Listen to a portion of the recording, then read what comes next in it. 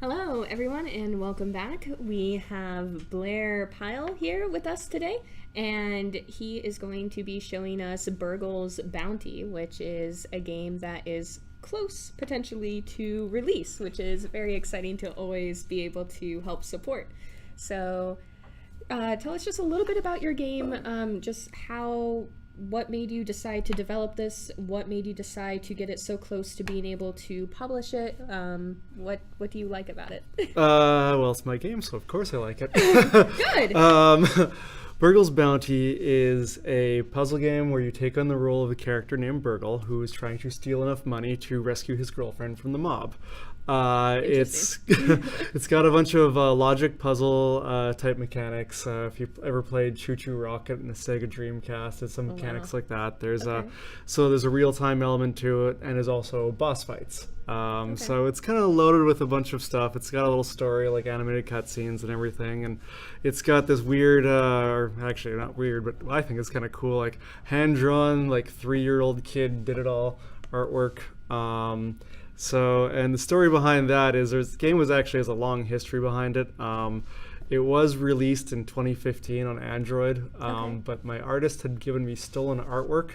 So I had to, at that time, I was like, all right, what do? I walk away from this game, and it's like, you know what, I could probably redo the artwork in some weird style in a few months.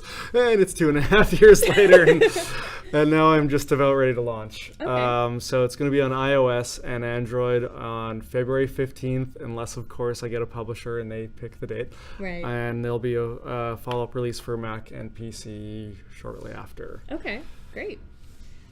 So let's just dive right into the gameplay. All right, so let me pick a puzzle level to start with. Something that actually shows that's not super introductory. Okay, maybe I picked the wrong level. All right, whatever.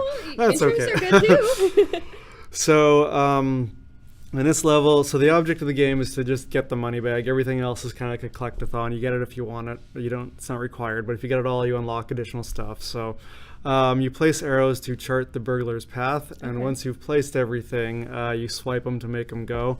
So the orange arrows disappear after you hit them a few times. So that's how he ended up going down and getting everything. Let's pick maybe a kind of. Okay, this is the little more challenging level, the level I just made it to because I found a bug while I was waiting here. Oh, fantastic. Where I can't actually unlock everything. So this is a little more of a challenging level where you have to use a lot of the mechanics to get everything. And I know all the puzzles, but when I watch new people play this level, they take some little while. Of course. So I hope that you know your levels relatively well. Yeah, so then he's bouncing around, getting everything, following the arrows because he's too dumb to do anything else. And if you want to speed him up, he follows the rules. Yeah. Oh, and you can speed it up. Okay. Yeah, you can speed it up. So if you're tired of watching him walk around, you can make it go faster. Has there ever been a level that you've developed and then you realize there isn't really a way to solve it? Or how does your process work to create these levels? Sometimes the process is I just throw a bunch of stuff on the screen and try and make it work.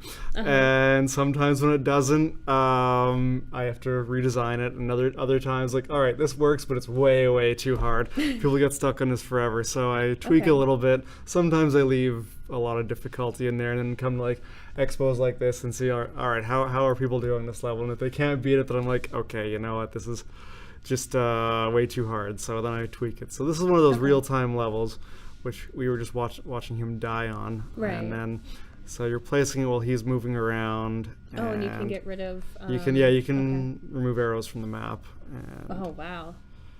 This level it's very involved. I love that. And then once you've placed everything, you can fast forward and watch him go and get everything. Great. And the crappy part is because I found that bug, I can't fast forward and skip ahead to a boss fight. But if we got a couple seconds, I can probably get to one really quick. Okay. We'll see though. That's fine. We have plenty of things to talk about. So, is this one of the first games that you've ever developed, or...? It is the first one I'm trying to release commercially. I've been making games since I was a kid, since I was maybe 8 years old. I started making games in QBasic for DOS, I think, yeah. Wow. And yeah, and actually a prototype of this game was made back then. Oh, cool. So yeah, I tend to make games that I made when I was a kid. Well, write what you know, make what you know. That's very typical advice. It makes sense. Yeah, I got to reuse some levels from that game wonderful. too. So. Yeah. So you focus more on making these sort of puzzle-like games? Is that what you enjoy doing, or just what you're comfortable with? My next game is going to be a JRPG, so totally going from one kind of semi-large-scale project to a totally huge one, which will take me forever to finish. But I would love to, I don't really have a preference on what I make, as long as I tend to make games that I find are fun. Right. But I think that's what sort of any indie developer does, but sometimes it's not what makes money, so you gotta figure that out and figure out a balance that way too. So like you said, you try to develop the games that you enjoy playing. What are some of your inspirations, either within or outside of gaming, to start these projects? So I tend to be really story-driven for games that I like to play. Like, that's why I've never really been super into Western-style RPGs. Because I don't really like the open world. I like stories. I like playing. I like interacting with the story a lot more. And so I tend to go towards JRPGs, and I like platform games, and I do like puzzle games a lot too. So things that, I don't know, I can that really either engage my brain, or if it's a platformer, sometimes just turn my brain off and press the buttons and start platforming. Okay. So I made it to a boss fight here now, so we can actually show that. Okay. So as I was developing the game and I took it in front of publishers, the very first publisher I said, it's like, I met with outright rejected it, because like I'm just not really getting pulled into it. So I'm like, oh man, so I totally panicked. It's like, oh man, does nobody like this game? And so I created the panic mode, or the real-time mode, so people would actually could have some different little play mechanic that was, again, more like Choo Choo Rocket. And then I was like, well, if I'm doing this, I'll do boss fights. What the heck? I've been thinking about it for a while. So and they were coding a whole new game every time I made a new one. There's four bosses in this game. Oh crap, I just screwed up. And they're a lot of fun to do and play. So there's a huge epic explosion when you beat the boss. Were you using the arrows to shoot back her attacks? You were redirecting the lightning back at her with the arrows, and then once you beat the boss, you have some other stuff to collect. Oh, and you have a time limit. You have to think about let's hurry up and get as much as possible. Yeah, and then once that's up, the level ends, and so that's pretty much story mode there that has all the mechanics. I didn't really show any of the cutscenes, but well, we have to have some mystery and some reason for people to here's one. He's spending all the money he just stole on a rocket-powered car. It's cute. I like it.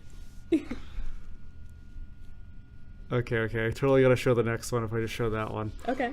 So, yeah. Oh, here we go. So now he's there we go. Oh no! He just wastes the $100 billion on a rocket-powered car here after in a tree. And that's kind of the silly humor this game has. So. Okay. So what brought you to coming to showcase your game at GaymerX East this year? Well, I've actually known Matt Kahn for a long time, so we're friends, and I met him when I still lived in San Francisco, and I went to the first two GaymerX's just as an attendee, and then finally, when he knew I was actually working on this game, he said, well, come to GaymerX, or GaymerX 3, and that was the first one I showed at, and I showed at 4, and I showed at the first East last year, and then again here. I support the community and diverse games, and I appreciate that Matt also sort of invited me to come out and be a part of it all. Oh yeah, he's a great, and I am a gay man too, so it's maybe I should have mentioned that, but so I am. I guess it is my community too in that regard. Exactly. But, yeah, it's good to have that.